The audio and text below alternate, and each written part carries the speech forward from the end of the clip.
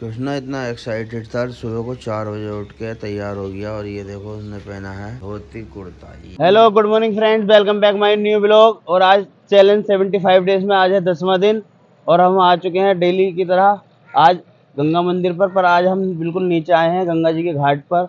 और आपको मैं दिखाता हूँ गंगा जी के घाट में देखो जल में सूर्य देवता की किरणें किस तरीके से पड़ रही हो, कितना मनमोहक दृश्य है। आप देख सकते हो कितना शानदार और कितना शांत माहौल होता है सुबह के समय। ये समय अभी क्या नाम है, हम लेट आते हैं पर सुबह का 4 बजे का समय तो ऐसा होता है, बिल्कुल शांत रहता है, बिल्कुल एकांतवास। कोई चिड़िया भी अगर पर हिलाएगी तो उसकी आवाज़ आ जाती है। और अभी हम 6:20 पर यहाँ पे आ चुके हैं गंगा जी के घाट पे और आप देख सकते हो सूरज जी की किरणें पड़ रही है जल में। कितना अच्छा और कितना शांत दृश्य है। और ये मंदिर बिल्कुल क्या नाम है, गंगा जी का जो मंदिर है ये बिल्कुल क्या नाम है, रामगंगा के पुल के नीचे है। ये देख सकते हो आप, बिल्कुल पुल की ठोकर से नीचे को आने का रास्ता है। और हम लोग क्या नाम है थोड़ा बहुत योगा करते हैं, थोड़ा बहुत माल गाड़ी में आ चुका है, जितना गाड़ी में आ सकता था, क्योंकि 2 लोग गए थे। बाकी गाड़ी का लोड बता रहे हैं शाम तक आएगा। हेलो गाइस, तो हम मॉर्निंग वॉक के बाद सीधा आ चुके हैं अपने स्टोर पर आकर सारा काम वाम निपटा कर।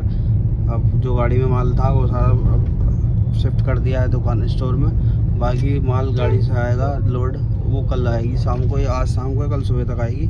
और अब जा रहे हैं भाई फ्रेश होने के लिए। फ्रेश होकर और नहा धोकर आते हैं। और आज ही का प्रोग्राम रखा है अचानक में बाबूजी ने, संजय भाई ने, तो आज पूजन वूजन करा के बिल्कुल ओपनिंग कराते हैं बढ़िया तरीके से। होते हैं तो आओ वीर हनुमान, आसनी पर आओ प्रभु मेरे सदा करो कल्याण।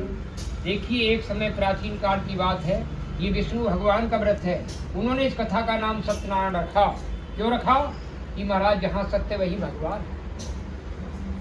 कि एक नैमिषारण्य नाम का तीर्थ था, वहाँ पर 88 ऋषि श्री सूत जी महाराज से पूछ रहे थे, हे प्रभु, कलयुग के उद्धार के लिए आपने कोई उपाय सोचा है? तो उन्होंने कहा, महाराज क्या उपाय है? कि कलयुग में मनुष्य वेद विद्या से रहित होंगे और लालची बहुत होंगे महाराज, बहुत जल्दी। तो उन्होंने कहा कि चढ़ाओ इसमें, क्या है निकाल। हाँ बेटा, चढ़ा दो 30 में। तो बोले महाराज, मुनि श्रेष्ठ जी कहने लगे, हे प्रभु ऐसा क्या उपाय है? बोले कोई ना कोई उपाय सोचो महाराज, जो कि इनकी बुद्धि शुद्ध हो जाए, इनके घर में सुख शांति हो, मकान कारोबार की वृद्धि बढ़े। आप सबने प्राणियों की मध्य कोई लोगों नहीं है। प्रभु निर्गुण स्वरूप सृष्टि के दाता, मैं आपके लिए नमस्कार कर रहा हूँ। ओम अग्नि स्वाहा।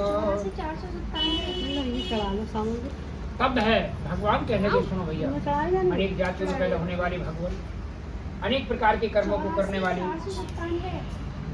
दुखों से दुखी हो रहे हैं, कि नाथ उनको मुझ पर कोई दया करते हो तो बताओ।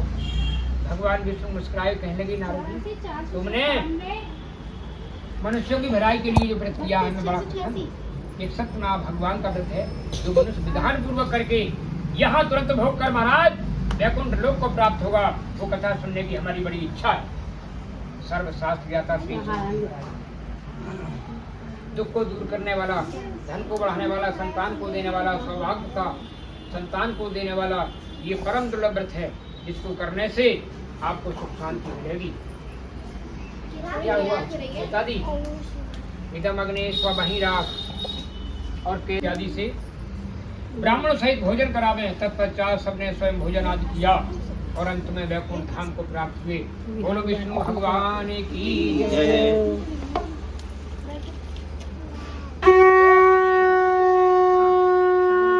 देव जी महाराज कहने लगे, भैया तुमने बड़ी अच्छी कथा सुनाई और इस कथा को सुनने से हमारे मन में बड़ी श्रद्धा हो गई। बोले महाराज, एक गरीब ब्राह्मण बेचारा बहुत दुखी है, उसका उद्धार हो जाएगा। बोले हाँ महाराज। तो काशीपुर नाम की नगरी में एक सतानंद के गरीब ब्राह्मण भिक्षा मांगते थे। भगवान ने कहा, महाराज ये गरीब ब्राह्मण है, भिक्षा मांगता है, इसका उद्धार कैसे होगा? बोले अवश्य होगा प्रभु, अभी होगा। इससे ये कहो कि ये भगवान का भजन करे। श्री सत्यनारायण भगवान का मन में संकल्प कर लीजिए, आज भिक्षा में धन मिलेगा, भगवान कथा कर। ऐसा करके के वह ब्राह्मण वहां से चल पड़ा और भिक्षा मांग कर जब लौटा तो उसे भिक्षा में भूख उसने पक्के केले की फली, शक्कर, घी, दूध, गेहूं का चूर्ण, मेवा, मिष्ठान सारी व्यवस्था बनाई और आकर के उसने भगवान सत्यनारायण की अपने घर बैठ कर कथा कराई। उस दिन से वो ब्राह्मण भिक्षा मांगने नहीं गए महाराज, उनका कारोबार धीरे धीरे बढ़ने लगा। और कुछ दिनों के बाद में बहुत बड़े साहूकार हो गए। एक लकड़ी बेचने वाला लकड़हारा उनके मकान पर एक दिन आया और कहने लगा, पंडित जी तुम भिक्षा मांगने नहीं आ रहे, क्या कारण है? और तुम क्यों भिक्षा मांगते थे महाराज? तुम्हारा तो बहुत बड़ा कारोबार है।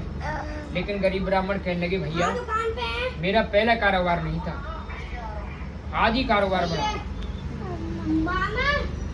भगवान की इच्छा से कौन सा मामा है? और विचार किया महाराज कि क्या करना चाहिए।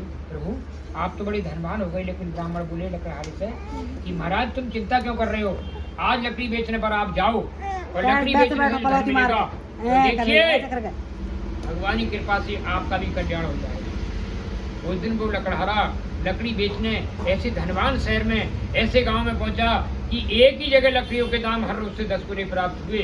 लकड़हारे ने बड़ा मन में अचंभा सोचा कि मैं लकड़ी बेचते बेचते बुढ़ा हो गया, आज तक मुझे इतना धन नहीं मिला, लेकिन भगवान की आज ही कृपा ऐसी हो गई कि मुझे इतना धन मिल गया। तब उसने अपनी तो इसमें दो बड़ियों ये सामने गिरी। ओम भूर्भुवः स्वः तत्सवितुर्वरेण्यं भर्गो देवस्य धीमहि धियो यो नः प्रचोदयात्। या देवी सर्वतसु लज्जारूपेण नमस्तस्यै नमो नमः स्वाहा। या देवी सर्वतसु जातिरूपेण संतां नमस्तस्यै नमो नमः स्वाहा। या देवी सर्वतसु इच्छारूपेण संतां नमस्तस्यै नमो नमः स्वाहा। ओम जयंता काली भद्रकाली कपालिनी दुर्गे क्षमा धात्री नमस्ते स्वाहा। सर्वमंगल मंगले शिवे सर्वाणी साधके शरणागते त्र्यंबके गौरी नारायणी नमस्ते स्वाहा। ओम विष्णु रराट मथि विष्णु सूर्यसि विष्णु वेत्वाय नमः स्वाहा। लक्ष्मी नारायण नमस्ते स्वाहा। ओम महादेव्यं नारायण नमः स्वाहा। ओम रुद्राय नारायण नमः स्वाहा। श्री माधवाय नारायण नमः स्वाहा। श्री उदाराय नारायण नमः स्वाहा। विश्वरूप धारिणी दुर्गे माते श्री नमस्ते स्वाहा। हाँ जी, अब सूत जी महाराज कह रहे हैं, हे प्रभु, नारद जी ने भगवान से पूछा, महाराज ठीक है आपने कहा है कि ब्राह्मण गरीब धनवान हो गए, लकड़हारा भी धनवान हो गया, लेकिन धन बड़ा है या औलाद बड़ी है? भगवान कहने लगे, नारद जी सुनो, औलाद से बड़ा धन। बोले अच्छा, एक राजा थे, उनका नाम के उनके कोई संतान नहीं थी, चढ़ा जाओ। कन्या का जन्म हुआ, कलावती नाम रखा गया, और राजा ने ब्राह्मणों से पूछा, महाराज हमारी कन्या कैसे भाग की है? तो उन्होंने कहा, प्रभु कन्या कैसे जन्म लिया, जब उनके कोई संतान नहीं थी तो ये कन्या का जन्म कैसे मिला? तो उन्होंने कहा, महाराज उस राजा ने बड़े तप, बड़े यज्ञ, बड़े तीर्थ यात्रा करी, तो फिर वो उसे कन्या का जन्म मिला महाराज, वृद्धावस्था में जाकर के। ना वो राजा निर्वंशी के निर्वंशी रहते। तो उन्होंने कहा, प्रभु सुनाओ। जब कन्या कलावती हो गई, बड़ी विवाह संस्कार भी हो गया, और उसने विवाह के बाद भी सत्यनारायण भगवान की कथा को नहीं किया। जल्दी मुझे दिखा दो। बाद में सत्यनारायण भगवान की कथा नहीं कराई, महाराज व्रत को करके भूल गए, भगवान ने उसका सब कुछ विनाश कर दिया। ऐसा हुआ, उसके घर में चोरी हो गई, क्रोधित हो गए, बागी अग्निदेव प्रचंड हो गए, सारा धन जल गया। तो हे प्रभु सुख शांति प्रदान जब कहने लगी, दौड़ते हुए भगवान ने देखा। एक दिन राजा व्यापार करके बंदमात को व्यापार करने के लिए संग ले गए, अचानक जेल में बंद हो गए महाराज। उधर मुसीबतों के पहाड़ टूट गए घर में। चारी ने भगवान की कथा कराई, भगवान का नाम लिया और भगवान का मन में संकल्प कर लिया। तब दोनों जेल से मुक्त होकर आए, और आकर के जब देखती हैं महाराज कि भगवान ने पूछा, तुम्हारी नाव में क्या है? बोले, महाराज मेरी नाव में कागज पत्ती भरे हुए कुछ नहीं है। राजा फिर झूठ बोल गया। भगवान बोले, राजन तुम झूठ नहीं बोलो, छोड़ोगे बोलना? बोले, नहीं महाराज सत्य है उनकी, जाओ, तुम्हारा वचन तुम्हारे लिए सत्य होगा। देखा तो कागज में, नाव में कागज पत्ती भर गई। राजा मूर्छित होकर कृपया कहने लगा, मेरे लाखों का धन खबर में कैसे नष्ट हो गया? तो देखिए भगवान जब बढ़ाएंगे तभी बढ़ोगे महाराज, इधर उधर के छल पल से कभी कोई नहीं बढ़ेगा। तो कथा श्री भगवान की प्रभु सुनो लगा कर ध्यान, और कलयुग में प्रभु भक्तों का करेंगे वही कल्याण। तो देखो महाराज, पुण्य विवाह के बाद भी कथा नहीं कराई, सारा राजपाट नष्ट हो गया। आखिर में भिक्षा मांगने पर नंबर आ गए। तब भगवान से जाकर के मंदिर में प्रार्थना करी, प्रभु हमारी क्या गलती हो गई? तब उन्होंने कहा कि तुम्हारी गलती ये है कि तुम प्रभु कितनी बार झूठ बोले। बोले, महाराज मैं तो नहीं बोला, कि मैं बताऊं आपको, भिक्षा मांगते थे, मैंने आपको धनवान बनाया, फिर भी भूल गए भगवान को। आपके पास कोई संतान नहीं थी, बुढ़ापे में जाकर कन्या का जन्म हुआ है, भगवान को फिर भी भूल गए महाराज। और देखिए मैंने आपसे पूछा आपकी नाव में क्या है,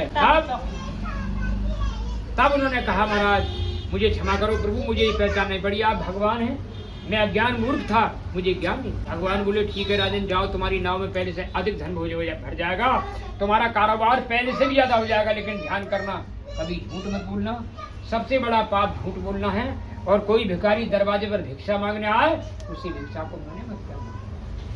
जब सुखदेव जी महाराज कहने लगे को काया कानन को पुत्र देते धन को माया, जय गणेश माता जाति पार्वती पिता महादेवा, लौंग चढ़े फूल चढ़े और चढ़े मेवा, लौंग चढ़े फूल चढ़े देखो लड्डू संत करे से पिता महादेवा, दीनन की लाज रखो। हेलो गाइस, आज स्टोर में पूजन कराया। वीडियो आपको अच्छी लगे तो लाइक करना, शेयर करना एंड कमेंट।